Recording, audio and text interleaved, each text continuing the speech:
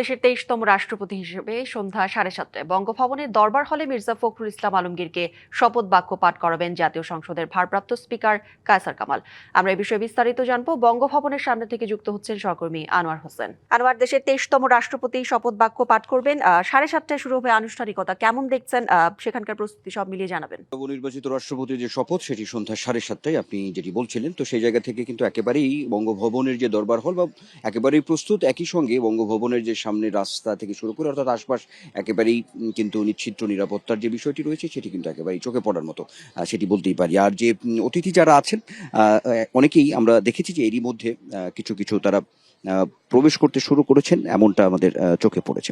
তো যে বিষয়টি সেটি হচ্ছে যে আলোচনার যে জায়গা, দীর্ঘ 35 বছর পরে রাষ্ট্রপতি নির্বাচন, আর সেই নির্বাচনে নির্বাচিত হয়েছেন বিএনপি মনোনীত প্রার্থী সজ্জন খ্যাত পরিশীলিত রাজনীতিবিদ মির্জা ফখরুল ইসলাম আলমগীর। সেটি আর একটু নিশ্চয়ই সে দেখতে পাচ্ছেন এরই মধ্যে আমরা যেটি খেয়াল করছি সেটি হচ্ছে যে কিছু কিছু অতিথি যারা আছেন আমন্ত্রিত শপথ অনুষ্ঠানে যোগদানের জন্য, তারা এরই মধ্যে প্রবেশ করতে শুরু করেছেন, এমনটা বলতে পারি। আর যে তথ্য বা সংখ্যার জায়গা থেকে যদি বলি যে আজকের এই শপথ অনুষ্ঠান রাষ্ট্রপতির, সেখানে 1200-র উপরে অতিথি আমন্ত্রিত হয়েছে, এমন একটি তথ্য আছে বঙ্গভবন থেকে একটি তথ্য আমরা পেয়েছি। অর্থাৎ এই যে শপথ অনুষ্ঠান, নগদ নিয়ে এলো হার নামানা হার অফার। সর্বনিম্ন 10,000 টাকা রেমিটেন্স নগদে পাঠালে থাকছে স্বর্ণের হার জেতার সুযোগ। সেই শপথ অনুষ্ঠানটি মূলত মন্ত্রী পরিষদ বিভাগ সেটি প্রস্তুতি থেকে শুরু করে তারা যে মূল যে আয়োজন সেই আয়োজক হিসেবে তারা কাজ করছেন। আর শপথ তো পাঠ করাবেন জাতীয় সংসদের ভারপ্রাপ্ত স্পিকার ব্যারিস্টার কায়সার কামাল। একই সঙ্গে এই শপথ অনুষ্ঠানটি পরিচালনা করবেন মন্ত্রী পরিষদ সচিব নাসিমুল গনি।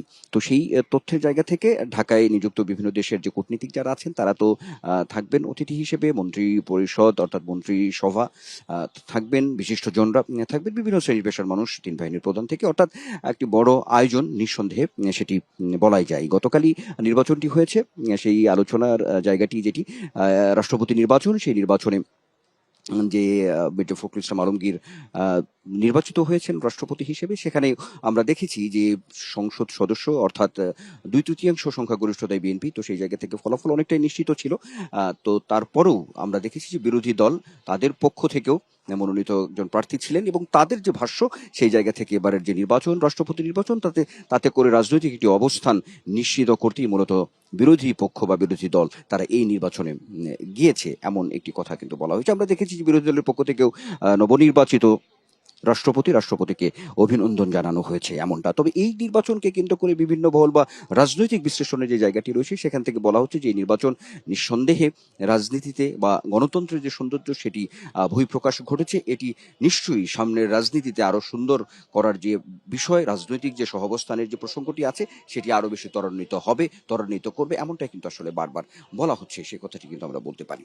তো আজকের এই যে রাষ্ট্রপতির যে শপথ অনুষ্ঠান সেটি নিঃসন্দেহে একটি আলোচনার জায়গা, দেশের সব মানুষের একটি আগ্রহেরও জায়গা, সেটি নিশ্চয়ই আমরা পর্যায়ক্রমে আপনার মাধ্যমে আমরা জানাতে পারবো। তো সব মিলে যদি বলি তাহলে বলতে হবে কৌরি যে সন্ধ্যা 7:30, আর কিছুক্ষণ অপেক্ষা, তারপরেই দেশের 23তম রাষ্ট্রপতি হিসেবে শপথ নেবেন বিএনপি থেকে মনোনীত যিনি নির্বাচিত হয়েছেন মির্জা ফখরুল ইসলাম আলমগীর। নিশ্চয়ই পর্যায়ক্রমে আপনার মাধ্যমে আমরা দর্শকদেরকে জানাতে পারবো। নিশ্চয়ই আনোয়ার, ধন্যবাদ আপনাকে।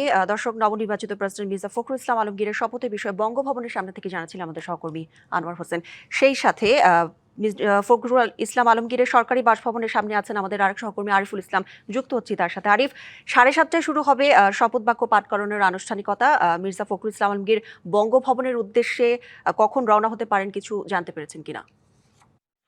নিশ্চয়ই করে আমরা যদি একটু জানাতে চাই যে নবনির্বাচিত রাষ্ট্রপতি মির্জা ফখরুল ইসলাম আলমগীর, তিনি আমরা যতটুকু জানতে পেরেছি বিভিন্ন সূত্রের মাধ্যমে, সেটা হচ্ছে 6টার পর যে কোনো সময় তিনি বঙ্গভবনের উদ্দেশ্যে ঠিক এই বাসা থেকে, সরকারি বাসভবন যেটা দেখতে পাচ্ছেন হেয়ার রোডে 35 নম্বর বাসা, সেই বাসভবন থেকে তিনি কিন্তু রওনা দেওয়ার কথা রয়েছে। এর পাশাপাশি আমরা এটাও দেখেছি যে বিকেল থেকে প্রায় বিভিন্ন জায়গা থেকে তৃণমূল পর্যায়ের নেতাকর্মী যারা আছেন তাদেরকে আমরা দেখতে পেরেছিলাম যে মূল গেটের বা ফটকের সামনে, বাসভবনের ফটকের সামনে তারা অপেক্ষা করছেন, ফুল নিয়ে অপেক্ষা করছেন এই নবনির্বাচিত রাষ্ট্রপতিকে ফুল দিয়ে শুভেচ্ছা জানানোর জন্য তারা কিন্তু অধীর আগ্রহে বসে আছেন। এবং কি এটাও তারা বারবার বলছেন, তার সঙ্গে কথা বলেছি যে তারা বলছেন যে আসলে যোগ্য লোকটাই বা যোগ্য মানুষটাই এই পদে নির্বাচিত হয়েছেন। এবং কি আপনি জানেন যে এই আজকের তিনি যে যাবেন, সেই যে বঙ্গভবনে যাবেন, সেইটার উদ্দেশ্যে কিন্তু পুরো বাসভবন এলাকায়